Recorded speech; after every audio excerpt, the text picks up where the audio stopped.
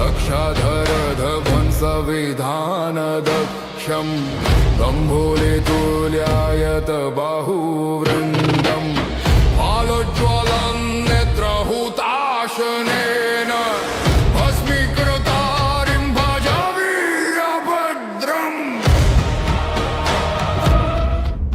क्या आपने कभी देखा है भगवान शिव का ऐसा रूप जो विनाश से भी अधिक भयानक हो, जो केवल राक्षसों के लिए नहीं बल्कि देवताओं के लिए भी भय का कारण बन गया था? आज हम बात करेंगे वीरभद्र की, भगवान शिव के उस अवतार की जो क्रोध से उत्पन्न हुआ और जिसने पूरे यज्ञ को ध्वस्त कर दिया।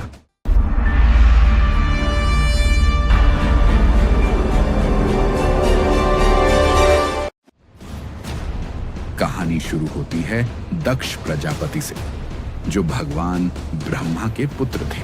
दक्ष बहुत ही अहंकारी और प्रतिष्ठित राजा थे।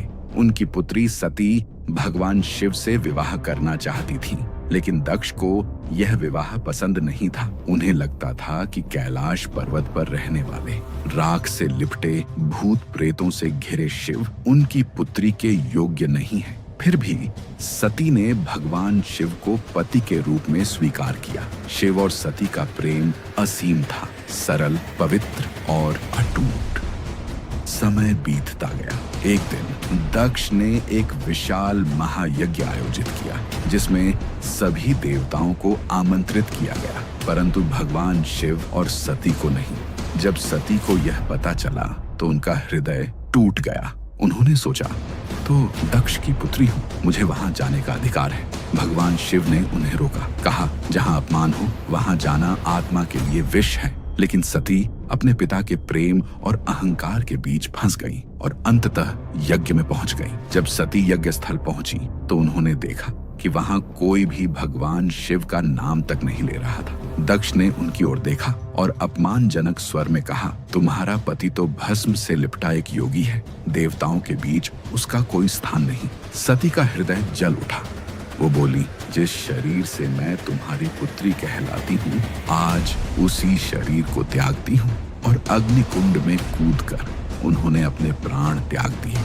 जब भगवान शिव को सती के देह त्याग का समाचार मिला तो पूरा कैलाश कांप उठा।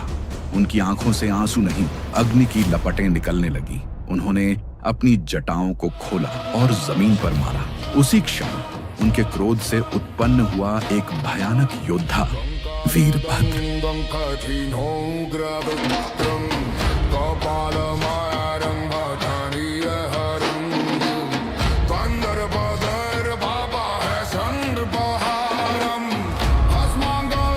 वीरभद्र का शरीर अग्नि के समान धधक रहा था। उसकी आंखों में ब्रह्मांडीय तूफान था। भगवान शिव ने आदेश दिया, जाओ दक्ष का यज्ञ नष्ट कर दो।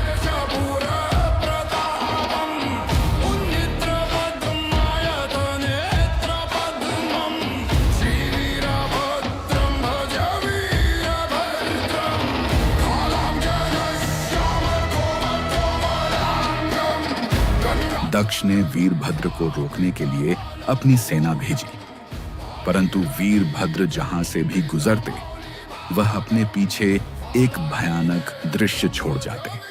वीरभद्र तूफान की तरह यज्ञ स्थल पहुंचे। देवता, महर्षि और यज्ञ में उपस्थित सभी डर गए। वीरभद्र ने यज्ञ मंडप को चीर दिया। देवताओं के रथ उलट गए और अंत में उन्होंने दक्ष का सिर काट दिया। पूरा यज्ञ स्थल राख बन गया, क्योंकि यह सिर्फ बदले की बात नहीं थी, यह अन्याय और अहंकार के अंत की घोषणा थी। परंतु जब भगवान शिव स्वयं वहां पहुंचे और उन्होंने दक्ष का शरीर देखा, उनका हृदय करुणा से भर गया। भगवान शिव ने दक्ष को पुनर्जीवित किया, पर उसका सिर उसके कर्मों का स्मारक रहे। भगवान शिव ने दक्ष के सर की जगह बकरे का सर लगा दिया। दक्ष ने भगवान शिव से क्षमा मांगी और यज्ञ तब पूरा हुआ जब शिव स्वयं वहां उपस्थित हुए। वीरभद्र कोई साधारण योद्धा नहीं थे, वे शिव के भीतर छिपे उस रूप का प्रतीक हैं जो अधर्म और अपमान को सहन नहीं करता।